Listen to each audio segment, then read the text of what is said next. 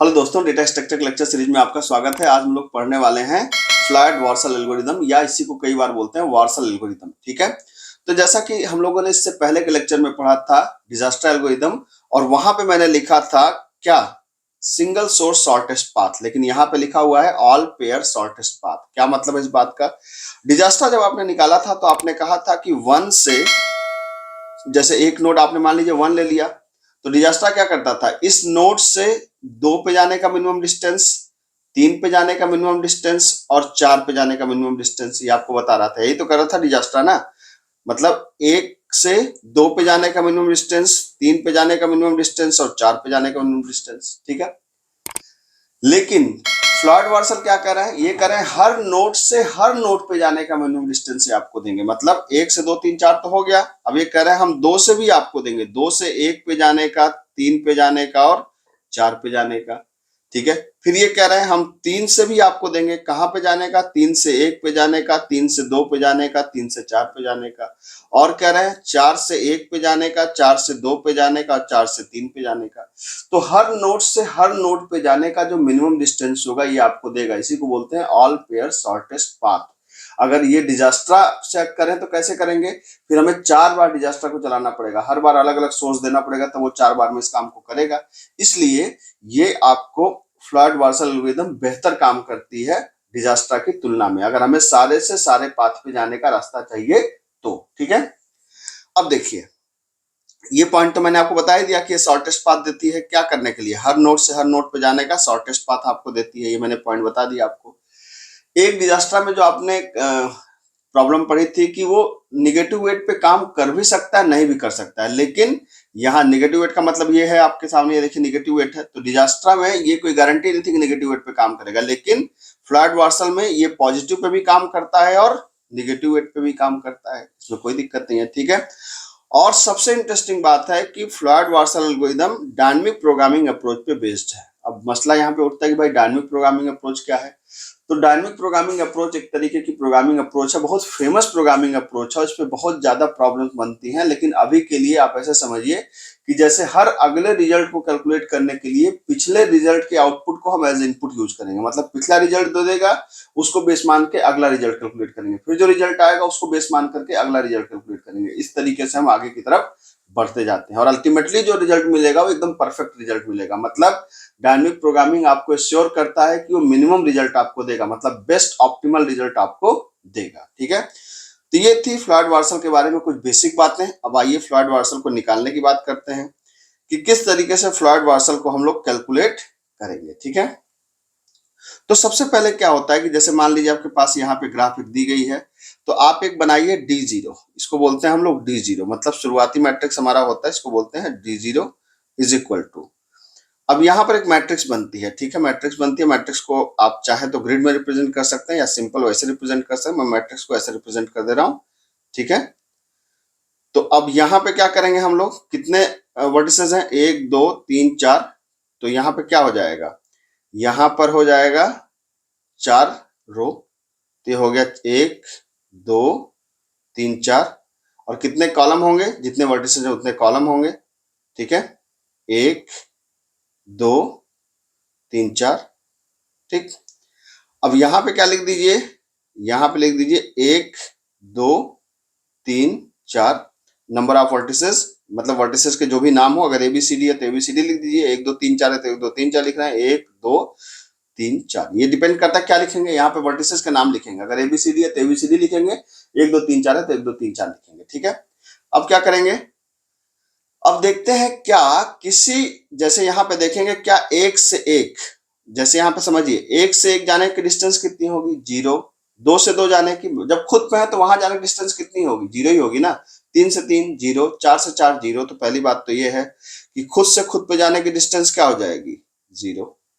ठीक है, अब क्या निकालने वाले हैं हम लोग, अब यहां से देखने वाले हैं कि एक से दो पे जा सकते हैं क्या। अब देखिए ध्यान से, यहाँ पर एक से दो कोई रास्ता है क्या, रास्ता तो है, लेकिन ये दो से एक है, एक से दो कोई रास्ता नहीं है, और जब रास्ता नहीं है तो क्या लिखेंगे, इनफाइनाइट। ठीक है, एक से तीन, जी रास्ता दिख रहा है, कितना है, -2। एक से चार कोई सीधा रास्ता है क्या, नहीं, देख सकते हैं एक से चार कोई रास्ता नहीं है, सीधा रास्ता डायरेक्ट पाथ, नहीं है तो क्या लिखेंगे, इनफाइनाइट। ठीक है, फिर 2 से 1, 2 से 1 रास्ता है क्या, हाँ है, 4। 2 से 3, हाँ है, 3। 2 से 4 कोई रास्ता है, 2 से 4 एज तो है, लेकिन 4 से 1 है, 2 से 4 कोई सीधा एज नहीं है, नहीं है तो इनफाइनाइट। ठीक, उसी तरीके से 3 से 1, 3 से 1 कोई रास्ता है नहीं, 1 से 3 है, 3 से 1 नहीं है, नहीं है तो इनफाइनाइट। 3 से 2, 3 से 2 कोई रास्ता है नहीं है, इनफाइनाइट। 3 से 4, हाँ रास्ता है, 3 से 4 कितना वेट है, 2, उसका वेट यहाँ आप लिखते जाइए। अब देखिए 4 से 1 कोई सीधा रास्ता है क्या, नहीं, नहीं है तो इनफाइनाइट। 4 से 2 कोई सीधा रास्ता है, हाँ है, -1। ठीक है, 4 से 3 कोई सीधा रास्ता है, 3 से 4 तो है, 4 से 3 नहीं है क्योंकि डायरेक्टेड ग्राफ है, जब नहीं है तो क्या लिख देंगे, इनफाइनाइट। ठीक है, तो ये बन गया क्या, D0। अब चूंकि ये डायनेमिक प्रोग्रामिंग अप्रोच है तो क्या बताया था, D0 की मदद से हम कैलकुलेट करेंगे D1 को, मतलब इसकी मदद से हम कैलकुलेट करने वाले हैं अगले रिजल्ट को। अब अगला रिजल्ट कैसे कैलकुलेट होगा भाई साहब, आइए देखते हैं। अगले रिजल्ट को कैलकुलेट करने के लिए मैंने क्या किया, यहाँ पर एक लाइन खींच देते हैं। अब मैं यहाँ पे कैलकुलेट करने वाला हूं किसको, D1 को।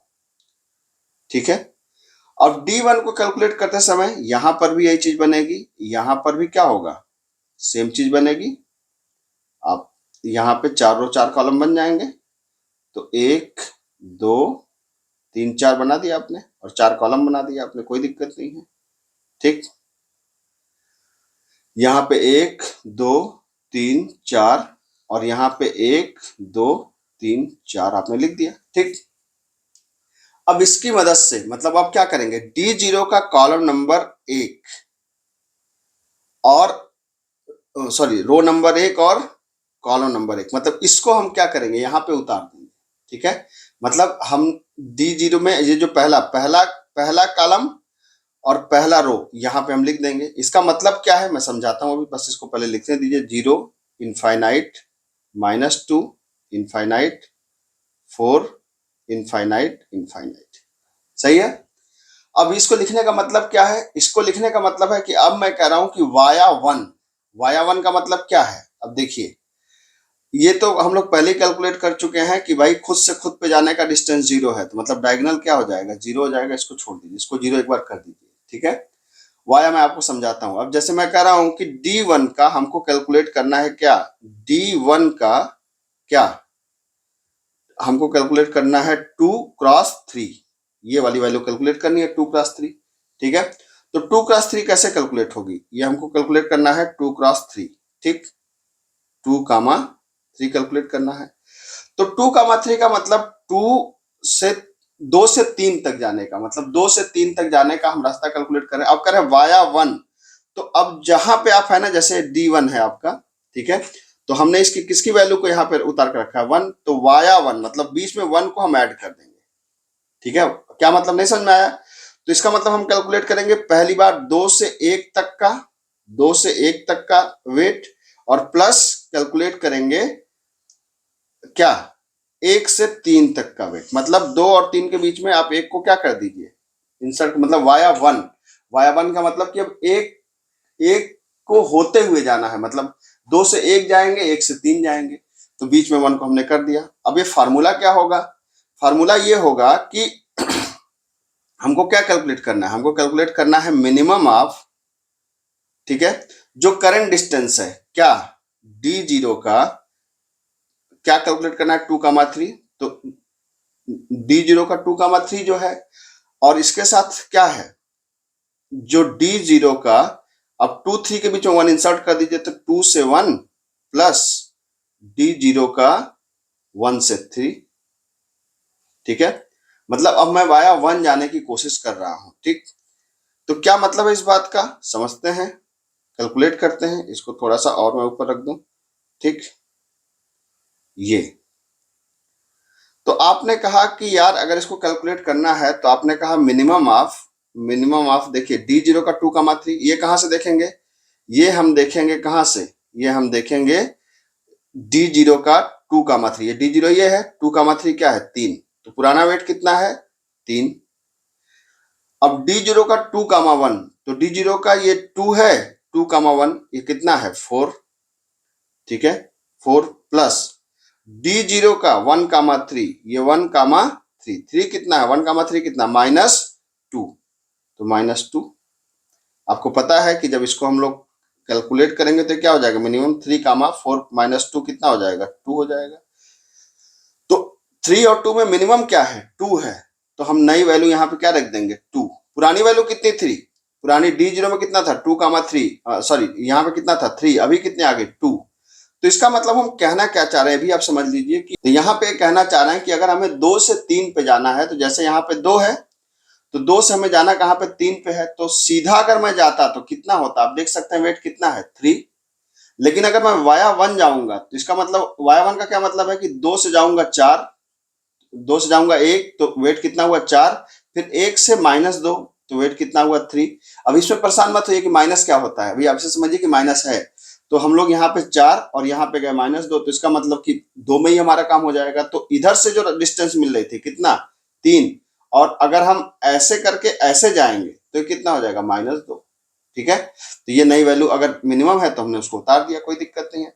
अब क्या कैलकुलेट करेंगे, अब अगली वैल्यू कैलकुलेट करेंगे, ठीक है। अगली वैल्यू कैलकुलेट करने का क्या मतलब है, अब आप कैलकुलेट करने वाले हैं D1 का, ये वाली वैल्यू बाकी है, ठीक है। तो इसका क्या नाम है 3,2 कैलकुलेट करना है।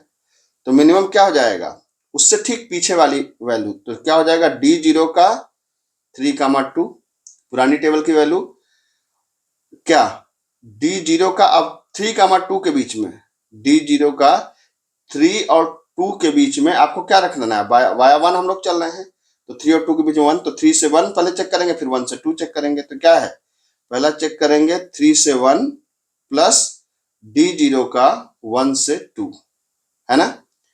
तो मिनिमम D0 का 3 से 2 कितना है, यहाँ पे देख सकते हैं कि 3 से 2, यहाँ पर 3 से 2 अभी क्या है इनफाइनाइट है, ठीक है।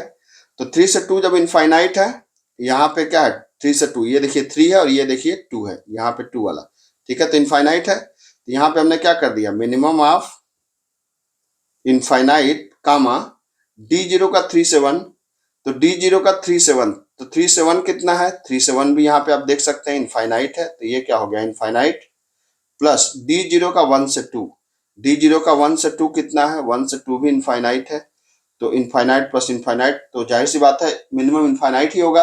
तो हम इसमें कोई चेंज नहीं करेंगे, बल्कि हम क्या रख देंगे, मिनिमम क्या आया इनफाइनाइट आया, तो इनफाइनाइट को ही यहाँ पे रख देंगे, ठीक है। ठीक, इसी तरह अगली वैल्यू कौन कैलकुलेट करेंगे, इसको इसको इसको इसको, ये हम लोग ऐसे ही कैलकुलेट कर डालेंगे, ठीक है।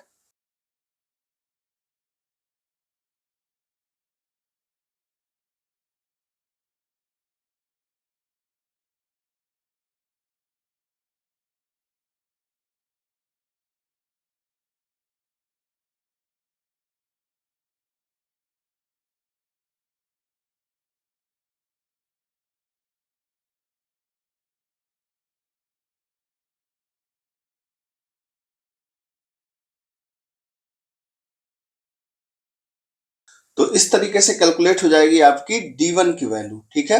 अब D1 की वैल्यू कैलकुलेट होने के बाद आप क्या करेंगे, फिर से D1 की वैल्यू कैलकुलेट होने के बाद आप इसको फिर से हटा दीजिए, ठीक है।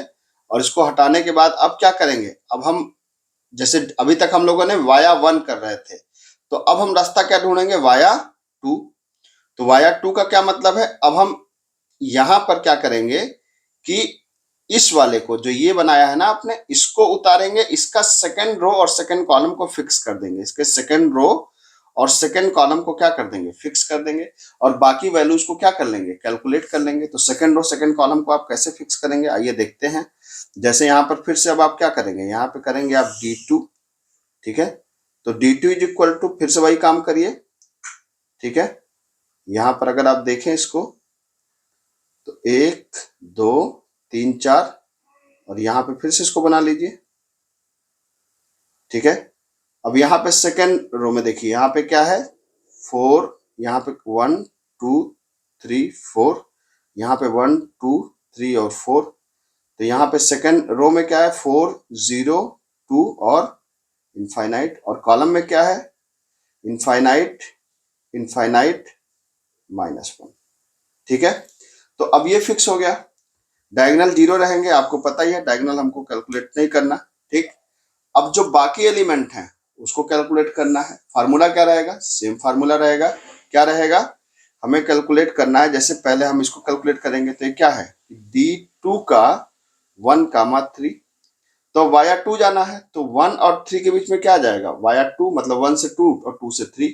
ठीक है, तो अब क्या कर लेंगे, अब यहाँ पे जो होगा फार्मूला वो मिनिमम ऑफ, अब D1 को बेस मानेंगे। मैंने बताया था ना कि हर अगले कैलकुलेट करने के लिए पिछले वाले को बेस मानते हैं। तो यहाँ D1 का क्या हो जाएगा, पहले पहले तो यही वैल्यू हो जाएगी 1,3, मतलब पिछली वैल्यू। और क्या, यहाँ पे D1 का पहले 1 से कहाँ पे, 1 से 2, वाया वाया 2 जा रहा है, तो 1 से 2 प्लस D1 का 1,3 है, तो 1 से 2 और फिर 2 से 3, तो ये हो गया 2 से 3। ठीक है, अब इसको आप कैलकुलेट कर लीजिए। तो मिनिमम ऑफ क्या हुआ, मिनिमम ऑफ D1 का 1 से 3, तो D1 का 1 से 3 कितना है, -2। और D1 का 1 से 2 कितना है, D1 का मतलब ये D1 का 1 से 2, 1 से 2 देखते हैं कितना है, 1 से 2 है इनफाइनाइट। ठीक है, तब ये इनफाइनाइट आ गया तो अगली वैल्यू देखने की जरूरत भी नहीं है। जाहिर सी बात है मिनिमम कौन सा होगा, -2 होगा। तो यहाँ पे आप क्या क्या रख दीजिए, यहाँ पे आप रख दीजिए -2। ठीक है, अगर जो भी भाई इनफाइनाइट में आप कुछ भी जोड़ेंगे तो ज्यादा ही आएगा ना, तो कोई मतलब नहीं आगे देखने का हमको। ठीक है, इस तरीके से हम सारी वैल्यूज को यहाँ पर भी कैलकुलेट कर डालेंगे।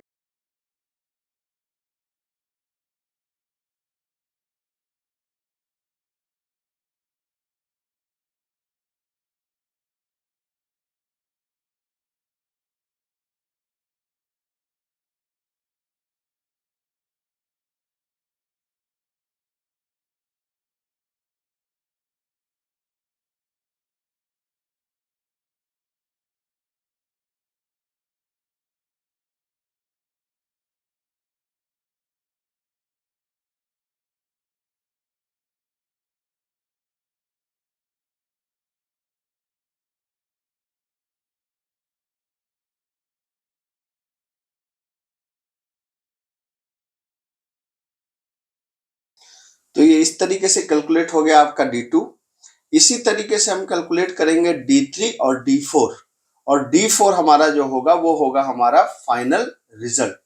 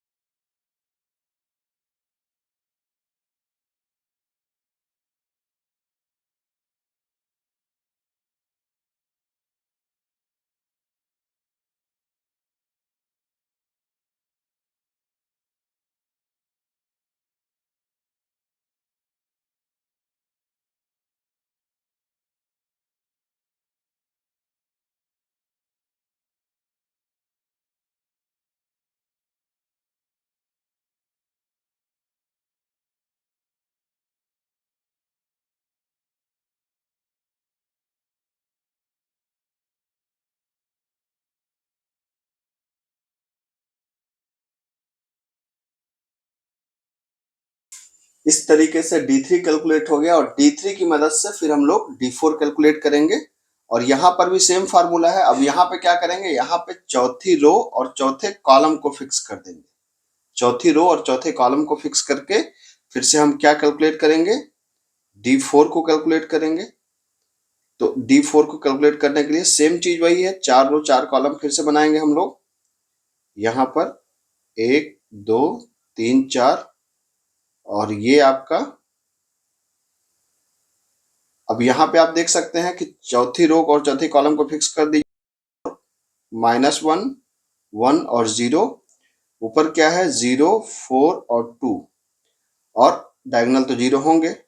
इसका मतलब हम क्या कैलकुलेट करना चाह रहे हैं, अब हम कैलकुलेट करना चाह रहे हैं वाया 4। मतलब अब सारे नोट पे हम पहुंचने वाले हैं किसके माध्यम से, वाया 4 के माध्यम से। ठीक है, तो आइए कैलकुलेट करते हैं इसको। तो जाहिर सी बात है किसको कैलकुलेट करना है, D4 के यहाँ पे 1 2 3 4 कर लीजिए, यहाँ पे 1 2 3 4 कर लीजिए। तो 1 कामा 2 को कैलकुलेट करना है, 1 कामा 2 को। तो आया 4 मतलब बीच में 4 को रख देंगे, मतलब 1 और 2 के बीच में क्या आ जाएगा, 4 आ जाएगा। तो 1 से 4, 4 से 2, ठीक है, सेम वही फार्मूला।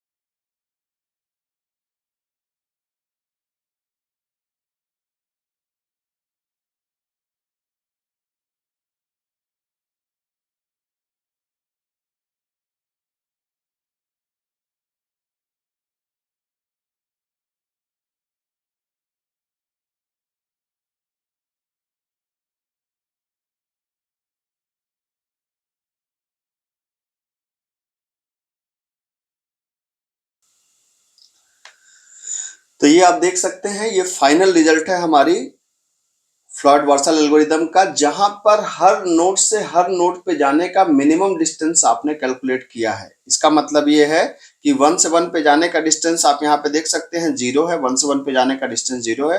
1 से 2 पे जाने का डिस्टेंस -1 है। तो 1 से 2 पे जाने का डिस्टेंस क्या है, 1 से 2 पे। अब देखिए माइनस, अब यहाँ पे देखिए सीधा तो रास्ता है नहीं, तो -1 कहाँ से आया, -1 कुछ इस तरीके से आया कि पहले आप यहाँ गए तो -2, फिर यहाँ गए तो -2 + 2 0, फिर यहाँ पे आप आए -1, तो ये रास्ता यहाँ पे -1 आया है। इस तरीके से आप देखेंगे कि ये जो आपकी टेबल बनी है ना, ये हर नोड से हर नोड पे जाने का, मतलब 1 से 2 पे जाने का, 3 पे जाने का, 4 पे जाने का मिनिमम डिस्टेंस देगी। सिमिलरली 2 से 1 पे जाने का, 2 से 2 पे, 2 से 3 पे जाने का मिनिमम डिस्टेंस देगी। तो ये आपको एक तरीके से ये सारी मतलब सारे नोड से सारे नोड पे जाने की आपको मिनिमम डिस्टेंस देगी।